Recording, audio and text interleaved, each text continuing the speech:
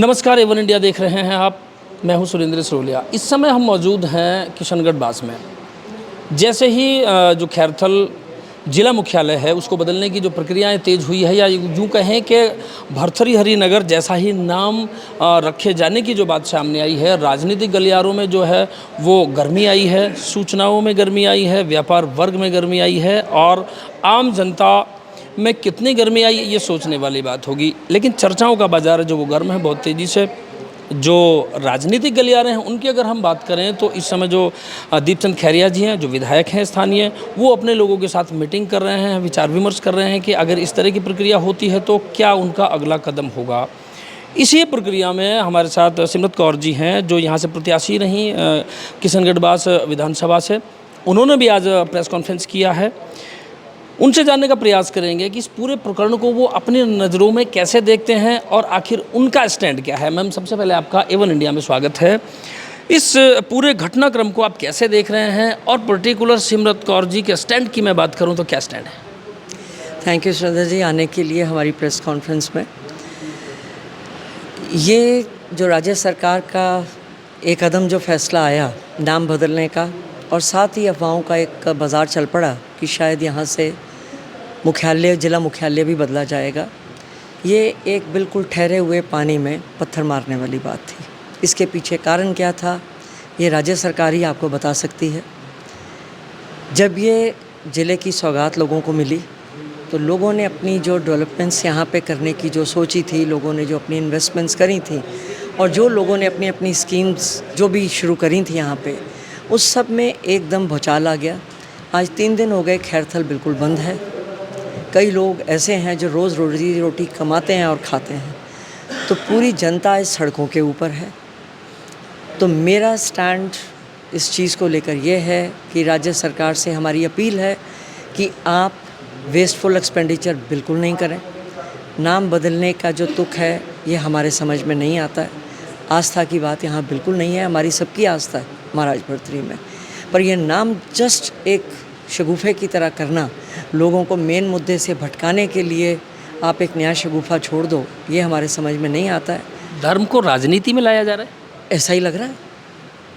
ये तो आप सभी जानते हैं, ये तो माहिर हैं इसके अंदर। और दूसरी चीज़ जो अपनी यहाँ से मुख्यालय बदलने की बात है, मेरा स्टैंड, मैं इसका बिल्कुल विरोध करती हूँ। मैं खैरथल और किशनगढ़ दोनों को, ये ट्विन सिटीज़ हैं, इनके बीच में मात्र 3-4 किलोमीटर का डिस्टेंस रह गया दोनों को। इनकी बहुत पॉसिबिलिटीज़ डेवलप हो सकती हैं। इन दोनों को एज ट्विन सिटीज़ डेवलप किया जाए। नाम बदले जाने के पीछे तर्क साफ नज़र आता है कि मुख्यालय भी बदला जाना। आप कुछ राजनीतिक महत्वाकांक्षा टटोलने की बात समझ सकते हैं क्या, कि जिस पार्टी की तरफ से 9 ज़िले ख़त्म कर दिए गए लेकिन उसमें भी ज़िले को रखा गया, तो ये राजनीतिक महत्वाकांक्षा टटोली जा रही है क्या कोई सत्ताधारी दल की तरफ से या किसी की भी तरफ से? ये राज्य सरकार की जो भी मंसूबे हैं वो तो ये आपको राज्य सरकार ही बताएगी कि इसके पीछे ज़मीनों का खेल कारण है या कोई पॉलिटिकल इसके पीछे रीज़न है। इसका जवाब तो देखिए वही दे पाएंगे। मेरा मानना यह है कि ये बिना किसी बात के, बिना किसी रीज़न के इन्होंने लोगों को डिस्टर्ब किया, आम जन को विरोध करने के लिए इन्होंने मजबूर किया। आपने एक शब्द का प्रयोग किया कि जैसे ही ज़िले की घोषणा हुई तो यहाँ एक भूचाल आ गया। क्या लगता है कि उस समय हम संतुष्ट थे, या ये हमारी जानकारी में था, क्योंकि ज़िले बनाने का जो चर्चा था वो अपने आप में बहुत तेज़ी से चल रहा था, क्या खैरथल ज़िला बन सकता है, ये हम आश्वस्त थे क्या? देखिए, खैरथल जो ज़िला बना था, खैरथल तिजारा जब ये ज़िला दोनों बने थे, अब अलवर ज़िला एक बड़ा टिपिकल एक ज़िला है, ये आप सब जानते हैं। यहाँ की जो भी डायनामिक्स हैं उस सब से आप लोग सब भली भांति हैं। भिवाड़ी पहले अपना पुलिस डिस्ट्रिक्ट अलग बनाया गया था, उसका रीज़न ही मेन ये था कि पुलिस बेटर मैनेजमेंट कर सके।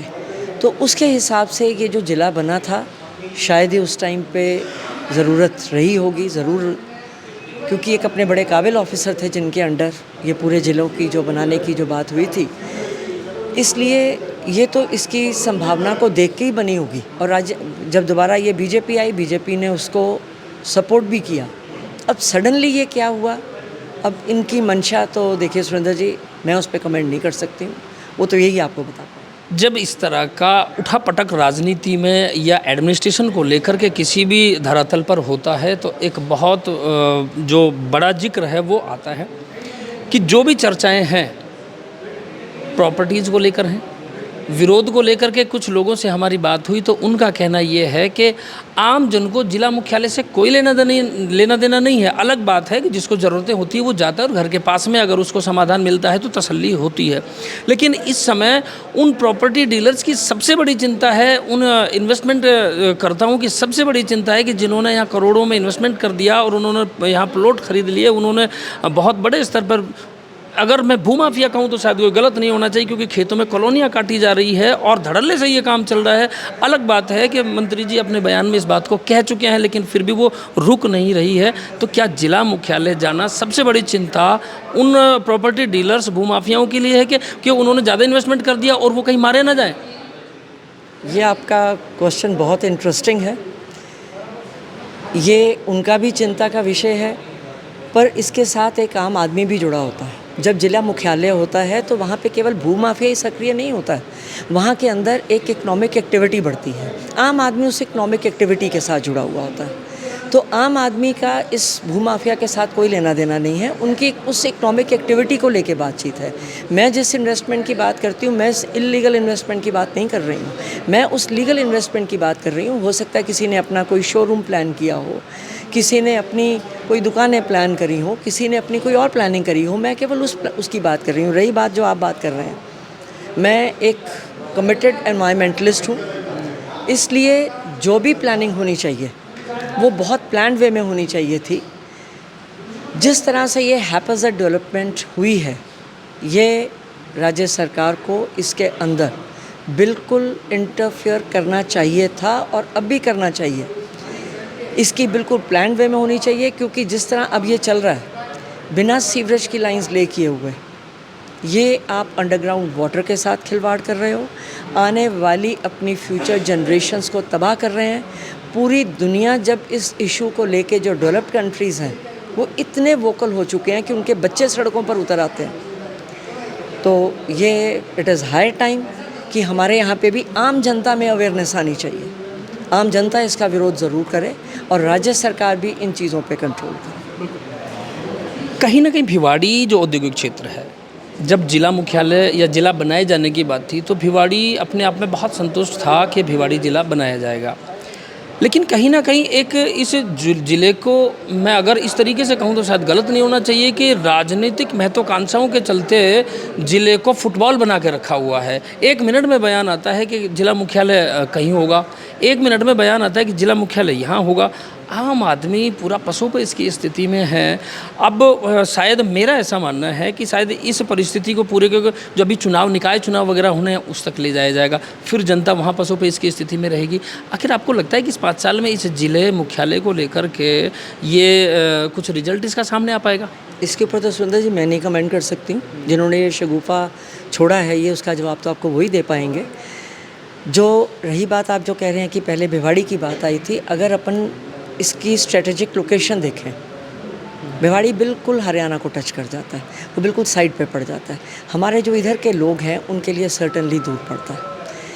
इसलिए जो खैरथल और किशनगढ़ की जो स्ट्रेटेजिक जो लोकेशन है वो सर्टनली भिवाड़ी से बेटर थी जिला का मुख्यालय को देखते हुए। इंडिया में ऐसे 40 से 45 ज़िले हैं जो सीमाओं से लगते हैं और जिनका जो एरिया है वो सीमा से बहुत दूर पड़ता है, लेकिन फिर भी चल रहे हैं। अगर सबसे बड़े उदाहरण की मैं बात करूं तो हरियाणा में महेंद्रगढ़ ज़िला है और नारनौल में सारे मुख्यालय हैं, वो भी चल रहे हैं। देखिए, चल रहे होंगे। हरियाणा और राजस्थान में बहुत फ़र्क है। हरियाणा या पंजाब की जो इकोनॉमिक डेवलपमेंट है उसको आप सर्टनली राजस्थान के साथ कंपेयर नहीं कर सकते। यहाँ का जो आम, ना तो आप एजुकेशन लेवल को कंपेयर कर सकते हो, ना आप सोशल उसको कंपेयर कर सकते हो। महेंद्रगढ़ तो एक अपने आप में बहुत बड़ी इकोनॉमिक एक्टिविटी का भी हब है, आप जानते हो। यहाँ पे जो भिवाड़ी है वो ऑलरेडी एक डेवलप्ड सिटी है, यहाँ पे कितनी इकोनॉमिक एक्टिविटी है।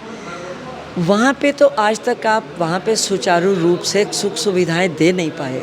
2 बरसातें तो भाजपा सरकार ने देख ली, ना तो वहाँ पे सीवरेज के पानी का मुद्दा ख़त्म हो सका, जो बरसातों में जो हाल होता है। दोनों स्टेट्स में भाजपा की सरकार है, ये चीज़ कंट्रोल हो सकती थी। प्लान डेवलपमेंट की तो ये बात नहीं कर रहे।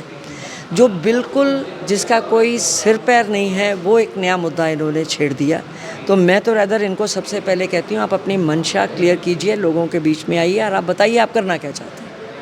आखिरी सवाल है मेरा, नाम बदले जाना, भर्तृहरि हरिनगर नाम रखा जाना और नाम बदले जाने के पीछे सीधा सा तर्क समझ में आता है कि कहीं ना कहीं मुख्यालय को भी चेंज करना। एक बार फिर से मेरा वही सवाल है कि सिमरत कौर का क्या स्टैंड, क्या विरोध में है या पक्ष में है, नाम बदले जाने के विरोध में है या मुख्यालय बदले जाने के पक्ष में है या विरोध में है। और एक शगुफा इस समय ये भी गर्म है कि मुख्यालय किशनगढ़ हो सकता है। ये तो बिल्कुल सही है। मैं नाम बदले जाने का भी विरोध करती हूँ, क्योंकि मुझे वो बहुत बड़ा एक वेस्टफुल एक्सपेंडिचर लगता है। दूसरी बात, हम यहाँ से जो जिला मुख्यालय बदलने की बात हो रही है, मैं उसका भी विरोध करती हूँ। मैं इन दोनों सिटीज़ को, दोनों कस्बों खैरथल और किशनगढ़ को मिलाकर ट्विन सिटीज़, ट्विन कस्बों की तरह से डेवलपमेंट होने की बात करती हूँ। मैं खुद एक रीजनल इकोनॉमिस्ट हूँ, टाउन प्लानर हूँ। ये पॉसिबल है। चंडीगढ़, पंचकुला, मोहाली, तीनों आप शानदार डेवलपमेंट चल के देखो। हम लोगों की तो वो यहाँ पे हम कल्पना भी नहीं कर सकते जो वहाँ पे डेवलपमेंट हुई है। गांधीनगर और अहमदाबाद आप देखिए। इसलिए ये बिल्कुल पॉसिबल है। आप बिना पॉलिटिकल इंटरफेरेंस किए, आपके पास बहुत, सरकार के पास काबिल टीम है टाउन प्लानर्स की, आप उनको दीजिए, वो बहुत बढ़िया प्लान देंगे, जिसके साथ ये दोनों कस्बे डेवलप करेंगे। और भिवाड़ी का बिल्कुल अलग से, क्योंकि वो तो ऑलरेडी एक इकोनॉमिक हब है, उसकी आप अलग से बड़े सुचारू रूप से उसकी करें, ताकि ये पूरा एरिया डेवलप कर सके। मेरा स्टैंड एक बड़ा बैलेंस स्टैंड है इसके ऊपर। सरकार को 2 साल हो गए हैं, कितने संतुष्ट हैं? बिल्कुल नहीं। कारण? इनकी हर तरह से विफलता है। औरतों के ऊपर, औरत होने के नाते मेरा सबसे पहला जो कंसर्न रहता है लेडीज़ के ऊपर।